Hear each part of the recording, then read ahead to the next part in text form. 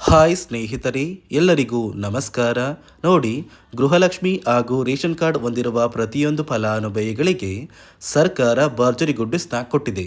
ನಿಮ್ಮ ಬ್ಯಾಂಕ್ ಖಾತೆಗೆ ಒಟ್ಟು 5,500 ರೂಪಾಯಿ ಹಣನ ಈ ಫಲಾನುಭವಿಗಳಿಗೆ ಜಮಾ ಮಾಡ್ತೀವಿ ಅಂತ ಸರ್ಕಾರ ಭರ್ಜರಿ ಗುಡ್ಡಿಸ್ನ ಕೊಟ್ಟಿದ್ದು, ಗೃಹಲಕ್ಷ್ಮಿ ಯೋಜನೆಯಲ್ಲಿ ನಿಮ್ಮ ಬ್ಯಾಂಕ್ ಖಾತೆಗೆ 2,000 ಹಣ ಬದಲು 4,000 ಹಣನ ಸರ್ಕಾರ ಜಮಾ ಮಾಡ್ತಾ ಇದೆ. ನಾಳೆ ಶನಿವಾರ ಜನವರಿ 31ರಂದು ಕರ್ನಾಟಕದ ಒಟ್ಟು 24 ಜಿಲ್ಲೆಗಳಿಗೆ ಈ 4,000 ಹಣನ ಜಮಾ ಮಾಡ್ತಾ ಇದೆ. ಅದೇ ರೀತಿ ರೇಷನ್ ಕಾರ್ಡ್ ಹೊಂದಿರುವ ಫಲಾನುಭವಿಗಳಿಗೂ ಕೂಡ ನಿಮ್ಮ ಬ್ಯಾಂಕ್ ಖಾತೆಗೆ 1,500 ರೂಪಾಯಿ ಹಣನ ಕೊಡ್ತಾ ಇದ್ದು, ಒಟ್ಟು ಪ್ರತಿಯೊಂದು ಫಲಾನುಭವಿಗಳಿಗೆ 5,500 ರೂಪಾಯಿ ಹಣ ಜಮಾ ಆಗ್ತಾ ಇದೆ.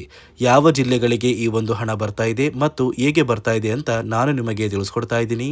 ಅದಕ್ಕಿಂತ ಮೊದಲು ನೋಡಿ ವೀಕ್ಷಕರೇ, ನೀವೇನಾದ್ರೂ ಇನ್ನೂ ಕೂಡ ನನ್ನ ಚಾನಲ್ನ ಸಬ್ಸ್ಕ್ರೈಬ್ ಆಗಿಲ್ಲ ಅಂದರೆ ದಯವಿಟ್ಟು ಪ್ರತಿಯೊಬ್ಬರು ಚಾನಲ್ನ ಸಬ್ಸ್ಕ್ರೈಬ್ ಮಾಡ್ಕೊಳ್ಳಿ. ಹಾಗೆ ವಿಡಿಯೋಗೆ ಒಂದು ಲೈಕ್ನ ಕೊಟ್ಟು ನಿಮ್ಮ ಬ್ಯಾಂಕ್ ಖಾತೆಗೆ ಇಲ್ಲಿಯವರೆಗೂ ಗೃಹಲಕ್ಷ್ಮಿ ಯೋಜನೆಯ ಎಷ್ಟು ಕಂತಿನ ಹಣ ಬಂದಿದೆ ಅಂತ ಪ್ರತಿಯೊಬ್ಬರು ಕಮೆಂಟ್ನ ಮಾಡಿ.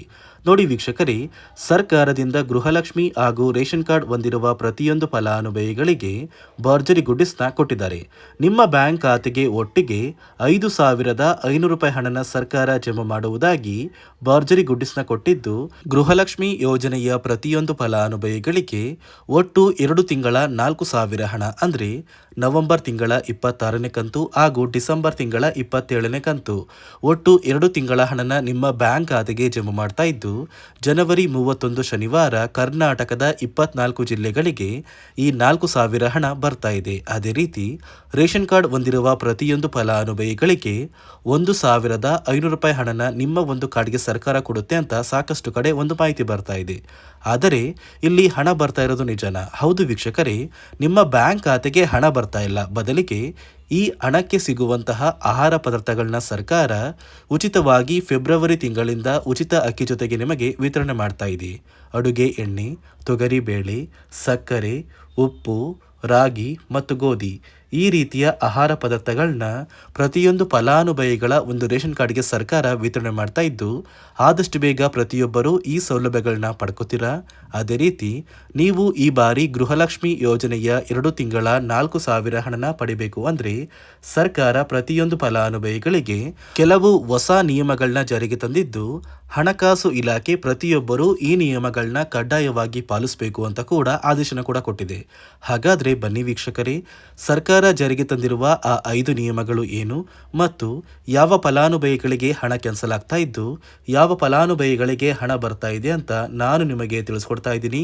ಅದಕ್ಕಿಂತ ಮೊದಲು ನಾಳೆ ಶನಿವಾರ ಜನವರಿ 31ರಂದು ಕರ್ನಾಟಕದ ಯಾವ 24 ಜಿಲ್ಲೆಗಳಿಗೆ 2 ತಿಂಗಳ ಗೃಹಲಕ್ಷ್ಮಿ ಯೋಜನೆಯ 4,000 ಹಣ ಜಮಾ ಆಗಲಿದೆ ಅಂದರೆ ಮೊದಲಿಗೆ ಬಾಗಲಕೋಟೆ, ಬೆಂಗಳೂರು ನಗರ, ಬೆಂಗಳೂರು ಗ್ರಾಮಾಂತರ, ಬೆಳಗಾವಿ, ಬಳ್ಳಾರಿ, ಬೀದರ್, ವಿಜಯನಗರ, ಚಾಮರಾಜನಗರ, ಚಿಕ್ಕಬಳ್ಳಾಪುರ, ಚಿಕ್ಕಮಗಳೂರು, ಚಿತ್ರದುರ್ಗ, ದಾವಣಗೆರೆ, ದಕ್ಷಿಣ ಕನ್ನಡ, ಧಾರವಾಡ, ಗದಗ, ಕಲಬುರಗಿ, ಹಾಸನ, ಹಾವೇರಿ, ಕೊಡಗು, ಕೋಲಾರ, ಕೊಪ್ಪಳ, ಮಂಡ್ಯ, ಮೈಸೂರು, ರಾಯಚೂರು, ರಾಮನಗರ, ಶಿವಮೊಗ್ಗ, ತುಮಕೂರು, ಉಡುಪಿ, ಉತ್ತರ ಕನ್ನಡ ಮತ್ತು ಯಾದಗಿರಿ ಈ ಜಿಲ್ಲೆಗಳ ಪ್ರತಿಯೊಂದು ಫಲಾನುಭವಿಗಳಿಗೆ ಸರ್ಕಾರ ಒಟ್ಟು 2 ತಿಂಗಳ ಗೃಹಲಕ್ಷ್ಮಿ ಯೋಜನೆಯ 4,000 ಹಣನ ಜಮಾ ಮಾಡಲಿದ್ದು, ಇಲ್ಲಿಯವರೆಗೂ ನಿಮ್ಮ ಬ್ಯಾಂಕ್ ಖಾತೆಗೆ ಯಾವುದೇ ರೀತಿಯ ಪೆಂಡಿಂಗ್ ಇರುವ ಹಣ ಬಾಕಿ ಇರಬಾರ್ದು.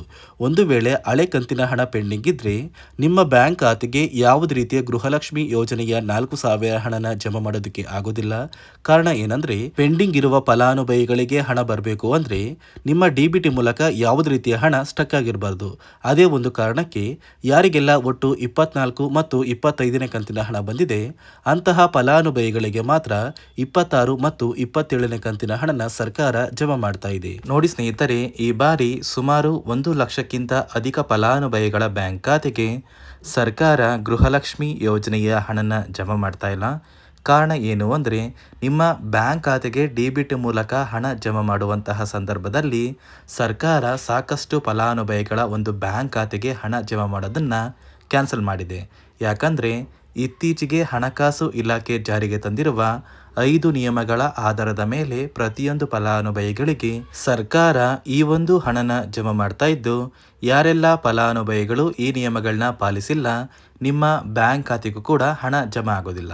ಹಾಗಾದರೆ ಬನ್ನಿ ಸ್ನೇಹಿತರೆ, ಸರ್ಕಾರ ಜಾರಿಗೆ ತಂದಿರುವ ಆ 5 ಹೊಸ ನಿಯಮಗಳು ಏನು ಅಂತ ನಾನು ನಿಮಗೆ ತಿಳಿಸ್ಕೊಡ್ತಾ ಇದ್ದೀನಿ. ನೋಡಿ ಸ್ನೇಹಿತರೆ, ಮೊದಲನೆಯ ಒಂದು ನಿಯಮ ಬಂದು, ಸಾಕಷ್ಟು ಫಲಾನುಭವಿಗಳು ಹೊಂದಿರುವಂತಹ ಒಂದು ರೇಷನ್ ಕಾರ್ಡ್ ಏನಿದೆ, ಆ ಒಂದು ರೇಷನ್ ಕಾರ್ಡ್ನ ಮನೆಯ ಸದಸ್ಯರ ಪ್ರತಿಯೊಬ್ಬರ ಒಂದು ಆಧಾರ್ ಕಾರ್ಡ್ನ ನಿಮ್ಮ ರೇಷನ್ ಕಾರ್ಡ್ಗೆ ಕಡ್ಡಾಯವಾಗಿ ಲಿಂಕ್ ಮಾಡಿಸ್ಬೇಕು. ಅಂದರೆ ಈ ಒಂದು ಲಿಂಕ್ ಮಾಡಿಸುವಂತಹ ಒಂದು ಪ್ರೊಸೀಜರ್ಗೆ ಸರ್ಕಾರ KYC ಅಂತ ಕರೀತಾರೆ. ನಿಮ್ಮ ರೇಷನ್ ಕಾರ್ಡ್ಗೆ ಇನ್ನೂ ಸಹ KYC ಆಗಿಲ್ಲ ಅಂದರೆ ನಿಮ್ಮ ಬ್ಯಾಂಕ್ ಖಾತೆಗೆ ಸರ್ಕಾರ ಮುಂದಿನ ದಿನಗಳಲ್ಲಿ ಗೃಹಲಕ್ಷ್ಮಿ ಯೋಜನೆಯ ಹಣನ ಕ್ಯಾನ್ಸಲ್ ಮಾಡುತ್ತೆ. ಅದೇ ರೀತಿ ಎರಡನೆಯ ಒಂದು ನಿಯಮ ಬಂದು, ಸಾಕಷ್ಟು ಫಲಾನುಭವಿಗಳು ಕಳೆದ 3 ತಿಂಗಳಿಂದ ಸರ್ಕಾರದಿಂದ ಬರ್ತಾ ಇರುವಂತಹ ಒಂದು ರೇಷನ್ ಏನಿದೆ, ಅಂದರೆ ಉಚಿತ ಅಕ್ಕಿ ಏನಿದೆ, ಈ ಒಂದು ರೇಷನ್ನ ಪಡ್ಕೋತಾ ಇಲ್ಲ. ಒಂದು ವೇಳೆ ಕಳೆದ 3 ತಿಂಗಳಿಂದ ನೀವು ರೇಷನ್ನ ಪಡ್ಕೊಂಡಿಲ್ಲ ಅಂದರೆ ಸರ್ಕಾರ ನಿಮ್ಮ ಬಳಿ ಇರುವಂತಹ ಒಂದು ರೇಷನ್ ಕಾರ್ಡ್ನ ಕ್ಯಾನ್ಸಲ್ ಮಾಡುತ್ತೆ. ನಿಮ್ಮ ರೇಷನ್ ಕಾರ್ಡ್ನ ಸರ್ಕಾರ ಕ್ಯಾನ್ಸಲ್ ಮಾಡಿದರೆ ನಿಮ್ಮ ಬ್ಯಾಂಕ್ ಖಾತೆಗೆ ಗೃಹಲಕ್ಷ್ಮಿ ಯೋಜನೆಯ ಹಣ ಇರ್ಬೋದು ಮತ್ತು ಸರ್ಕಾರದಿಂದ ಬರುವಂತಹ ಒಂದು ಸೌಲಭ್ಯಗಳನ್ನ ನೀವು ಕಳ್ಕೋಬೇಕಾಗುತ್ತೆ. ಅದೇ ರೀತಿ ಮೂರನೆಯ ಒಂದು ನಿಯಮ ಬಂದು, ನೋಡಿ ಸ್ನೇಹಿತರೆ, ನಿಮ್ಮ ಬಳಿ ಇರುವಂತಹ ಒಂದು ಆಧಾರ್ ಕಾರ್ಡ್ ಏನಿದೆ, ಆ ಒಂದು ಆಧಾರ್ ಕಾರ್ಡ್ನ ಕಳೆದ 15 ವರ್ಷಗಳಲ್ಲಿ ನೀವು ಯಾವುದೇ ರೀತಿಯ ಒಂದು ತಿದ್ದುಪಡಿನ ಮಾಡಿಸಿಲ್ಲ ಅಂದರೆ ನಿಮ್ಮ ಬ್ಯಾಂಕ್ ಖಾತೆಗೆ ಸರ್ಕಾರ ಗೃಹಲಕ್ಷ್ಮಿ ಯೋಜನೆಯ ಹಣನ ಕ್ಯಾನ್ಸಲ್ ಮಾಡುತ್ತೆ.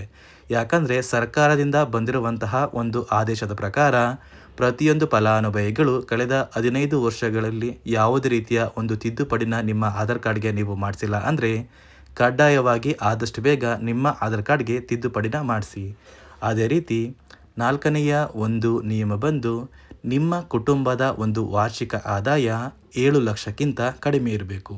ಒಂದು ವೇಳೆ ನಿಮ್ಮ ಕುಟುಂಬದ ವಾರ್ಷಿಕ ಆದಾಯ 7 ಲಕ್ಷಕ್ಕಿಂತ ಜಾಸ್ತಿ ಇದ್ದರೆ ನಿಮ್ಮ ಬ್ಯಾಂಕ್ ಖಾತೆಗೆ ಸರ್ಕಾರ ಗೃಹಲಕ್ಷ್ಮಿ ಯೋಜನೆಯ ಹಣನ ಕ್ಯಾನ್ಸಲ್ ಮಾಡುತ್ತೆ. ಅದೇ ರೀತಿ ಐದನೆಯ ಒಂದು ನಿಯಮ ಬಂದು, ನಿಮ್ಮ ಕುಟುಂಬದ ಸದಸ್ಯರು ಅಥವಾ ಗೃಹಲಕ್ಷ್ಮಿ ಯೋಜನೆಯ ಫಲಾನುಭವಿಗಳು ಯಾರು ಕೂಡ ಸರ್ಕಾರಿ ನೌಕರರಾಗಿ ಕಾರ್ಯನಿರ್ವಹಿಸ್ತಾ ಇರಬಾರ್ದು.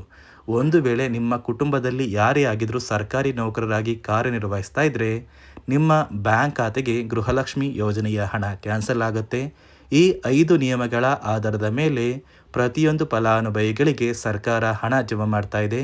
ಒಂದು ವೇಳೆ ನೀವು ಈ 5 ನಿಯಮಗಳನ್ನ ಪಾಲಿಸಿಲ್ಲ ಅಂದರೆ ನೀವು ಕೂಡ ಗೃಹಲಕ್ಷ್ಮಿ ಯೋಜನೆಯ ಹಣದಿಂದ ವಂಚಿತರಾಗಬೇಕಾಗುತ್ತೆ. ನೋಡಿ ವೀಕ್ಷಕರೇ, ಕೊನೆಗೂ ಸರ್ಕಾರದಿಂದ ನಿಮ್ಮ ಬ್ಯಾಂಕ್ ಖಾತೆಗೆ 2 ತಿಂಗಳ ಗೃಹಲಕ್ಷ್ಮಿ ಯೋಜನೆಯ 4,000 ಹಣನ ನಾಳೆ ಶನಿವಾರ ಜನವರಿ ತಿಂಗಳ ಅಂತ್ಯದಲ್ಲಿ ಸರ್ಕಾರ ಜಮಾ ಮಾಡಲಿದ್ದು, ಫೆಬ್ರವರಿ ತಿಂಗಳ ಮೊದಲ ವಾರದಷ್ಟರಲ್ಲಿ ಪ್ರತಿಯೊಬ್ಬರು ಈ 4,000 ಹಣನ ಪಡ್ಕೋತೀರಾ. ಅದೇ ರೀತಿ ನಿಮ್ಮ ಒಂದು ರೇಷನ್ ಕಾರ್ಡ್ಗೆ 5 ರೀತಿಯ ಆಹಾರ ಪದಾರ್ಥಗಳನ್ನ ಸರ್ಕಾರ ಆದಷ್ಟು ಬೇಗ ಇಂದಿರಾ ಕಿಟ್ನ ವಿತರಣೆ ಮಾಡುತ್ತೆ ಅಂತ ಹೇಳ್ತಾ, ಇದಿಷ್ಟು ಸರ್ಕಾರದಿಂದ ಬಂದಿರುವಂತಹ ಒಂದು ಮಾಹಿತಿಯಾಗಿದೆ.